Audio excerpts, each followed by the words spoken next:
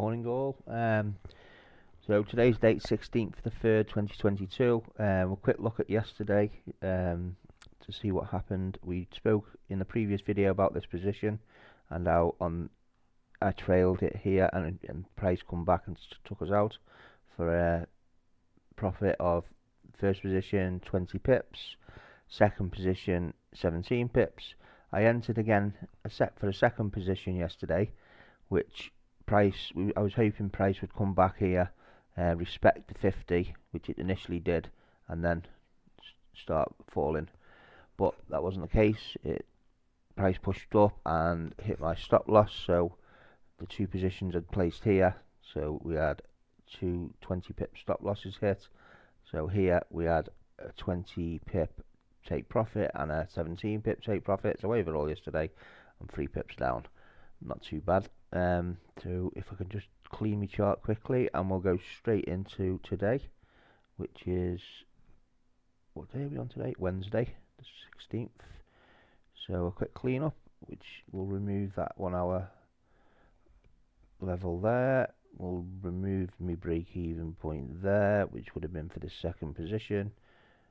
We'll remove that, and then we'll discuss now today's position. So as you can see, going into Asia from last night, we ranged throughout Asia. We had a clear higher high, lower high, which I draw my trend line on. Leading into London, we got the break, not much momentum to the upside, but we got the retracement. After the retracement, again 30-minute chart dropped into the 15-minute. You can see the trend line here, the break, and the respect of the 50 here was my entry position, and we pushed up, and we pushed up nicely to hit break even. So there's 20 pip take profit. Stop loss on the second position moved up to break even here, and we'll let this run. I'm not even going to trail this, I'll let it run. My overall target here,